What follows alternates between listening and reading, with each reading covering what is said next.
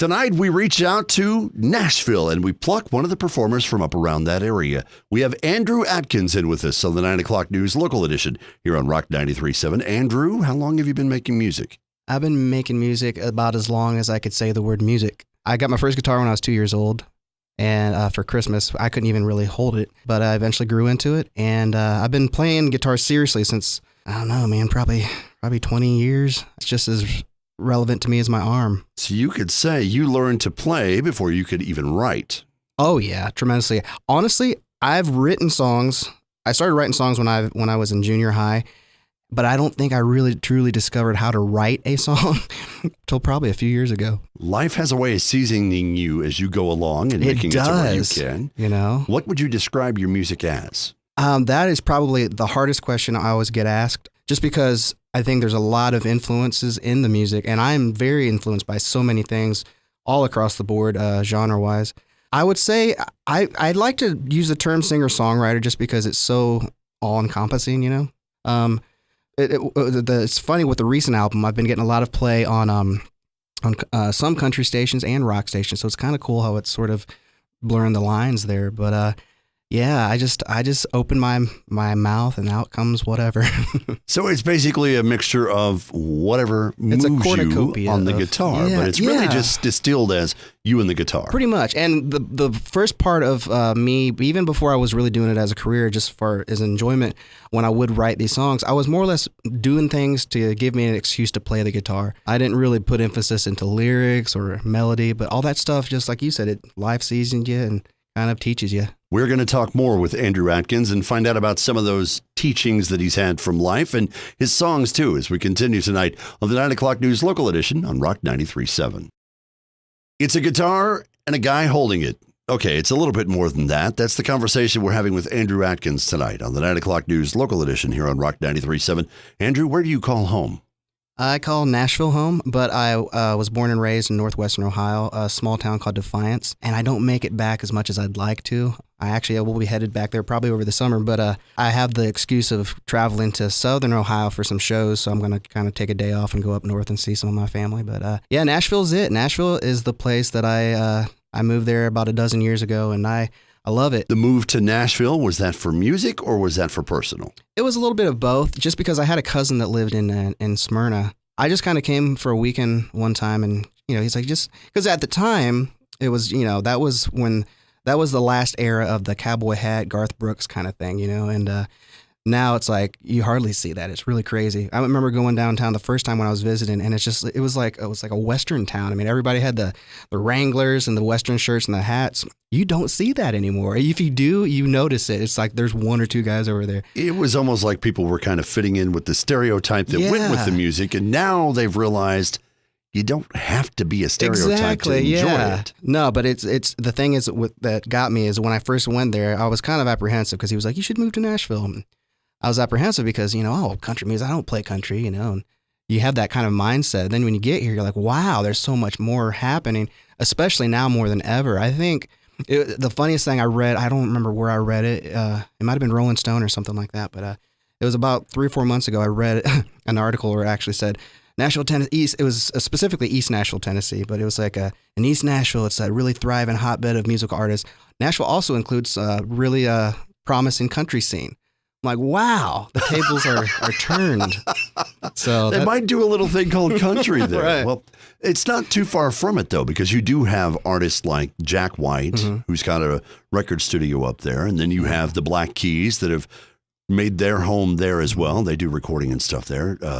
Kings of Leon also call Nashville home now. That's their surrogate home, I guess, because not originally from there. So you have some rock acts that have kind of settled there and that are kind of bringing that flavor. But at the same time, you do have still the roots of country music that kind of shine through. And I think part of that touches into your music. Oh, yeah. And that's the thing, too. I grew up in a household that was very musical. My mother was a huge country fan. She actually used to be friends with the late Marty Robbins and his big hit, El Paso.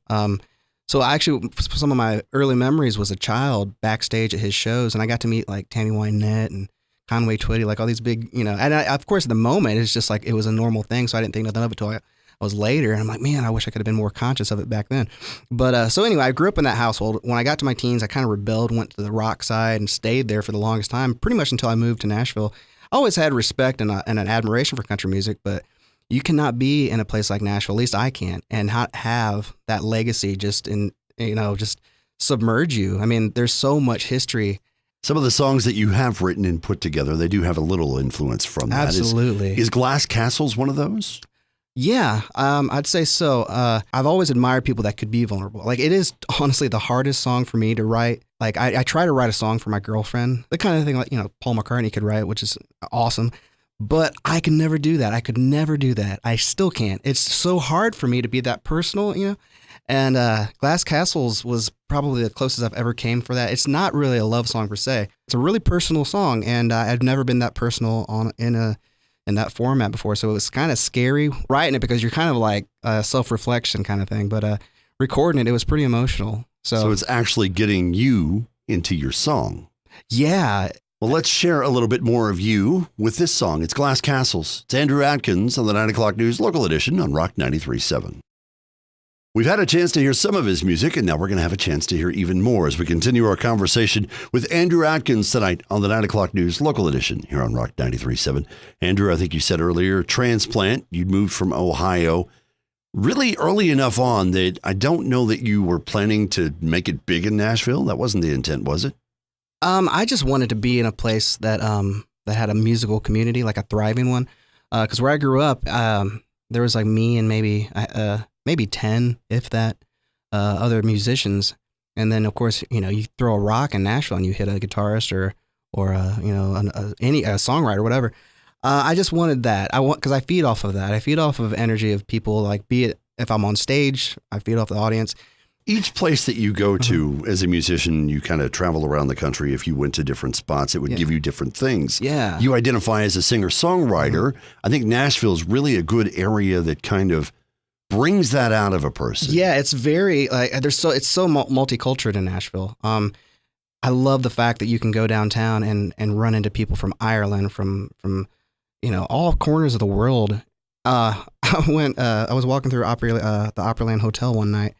And there was, I probably heard like 6 accents within probably, I don't know, maybe 200 feet. It was crazy, but that's Nashville. It's such a melting pot of, now that the restaurants are coming to Nashville, there's eateries and obviously the Titans. So it's so much more than just music, I think back in Ohio now, they've actually got a pretty decent scene that's popped up that is in the rock fashion. Mm-hmm.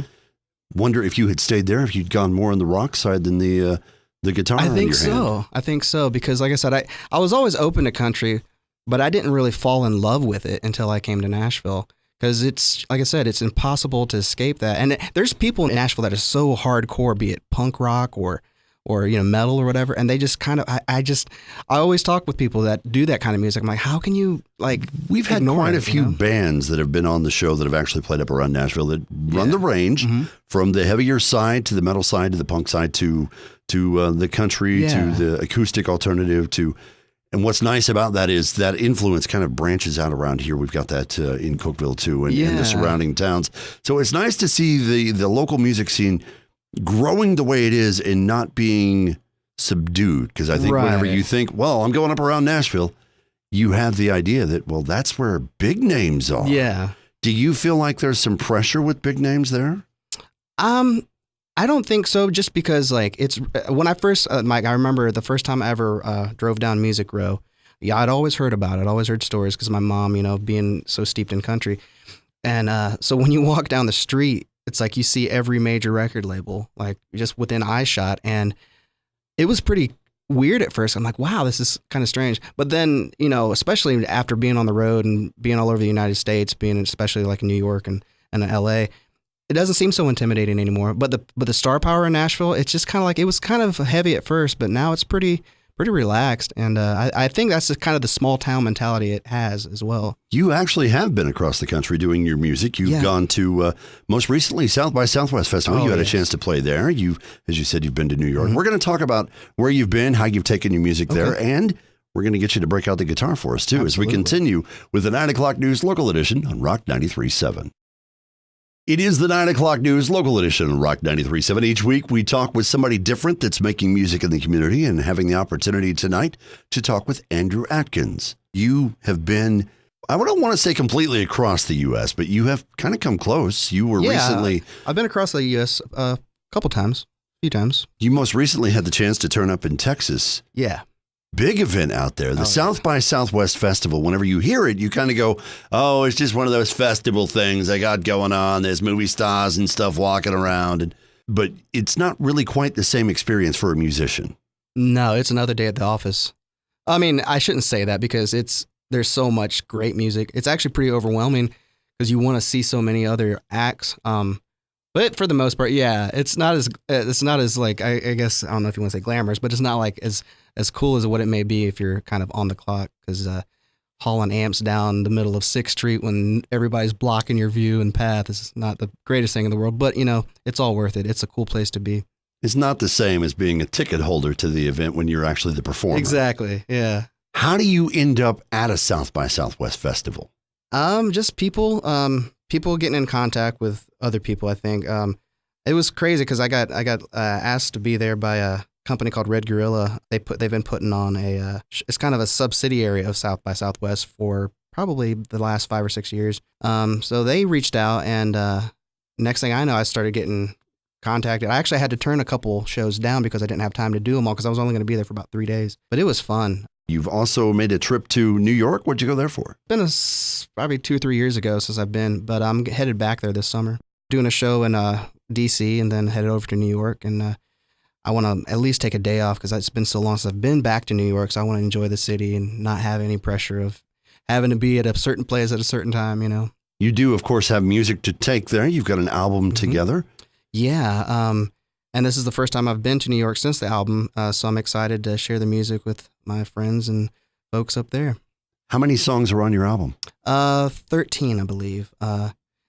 It's funny, too, because I had so many people, more so these days, a lot of people are getting away from the full album, you know, because they're wanting to, they're so instant. There's like, I'm just going to get that 1-2 song off of iTunes.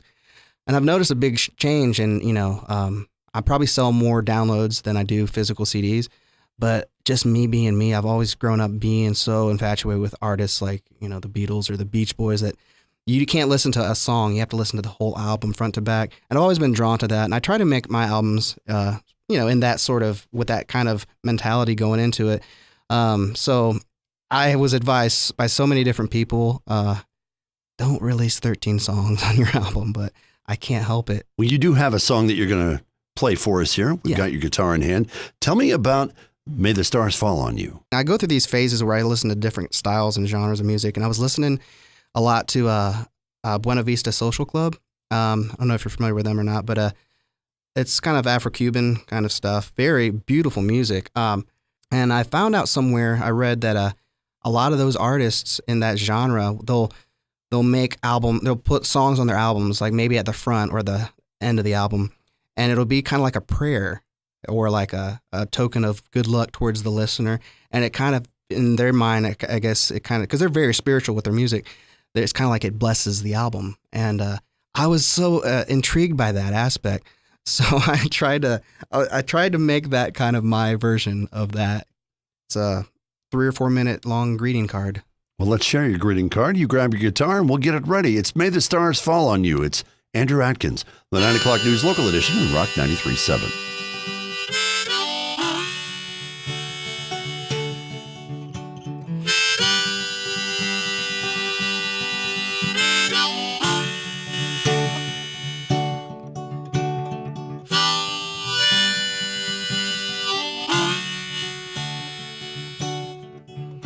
May the stars fall at your door.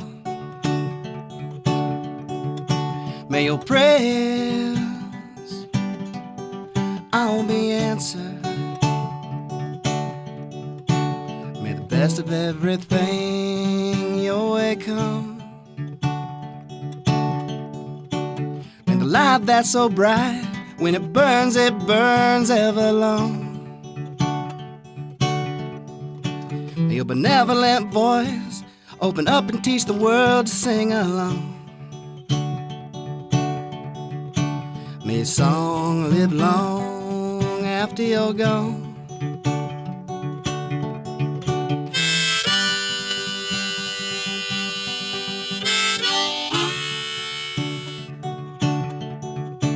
May the wind carry your wings. May the road that you chose be filled up with fortunate things.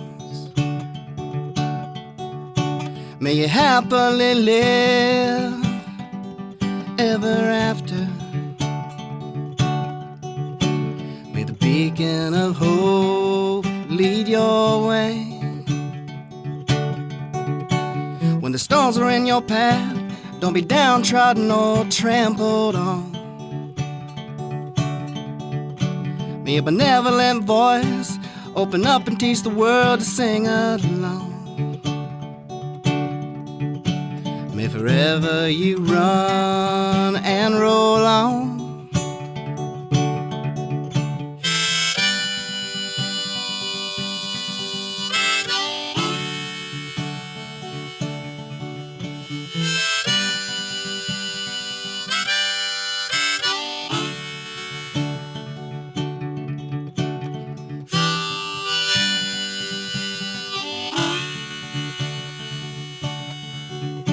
May the stars fall at your door.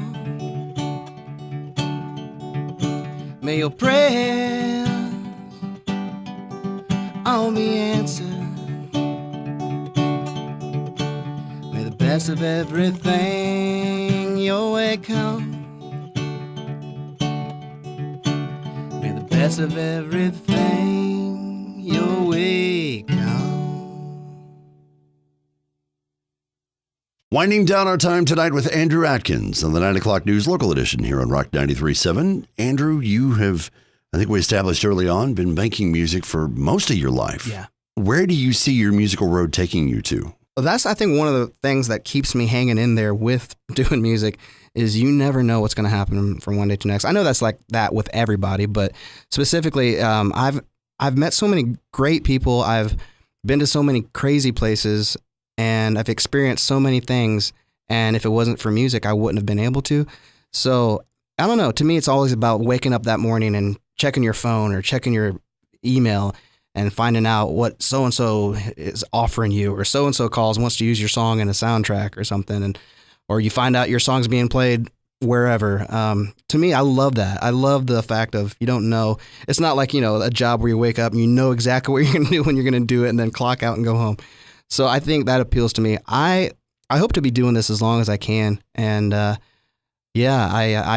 already working on new material. And I've actually have some stuff recorded that's not been released, but I'm also working on new material. So I try to stay on top of things. And you keep people apprised of those things through your website. Yeah. Can you tell them where to go find you online? Yeah, you can find me at andrewadkins.net and go there, and that'll lead you to all the social media. I'm on Facebook, Twitter, and Instagram and all that. So you can also find links on how to buy my music as well. I was getting ready to say, you do have your music online, so they can figure out how to get a hold of that. Absolutely. And I think you have sample clips up there, too, so they can kind of listen to it. Yeah, the sample clips, videos, and whatnot. And videos, too. Yep. You are truly a one-man band. Thank you, Andrew, for coming in to talk with us. Thank you for having me. It's been Andrew Adkins tonight on the 9 o'clock news local edition on Rock 93.7.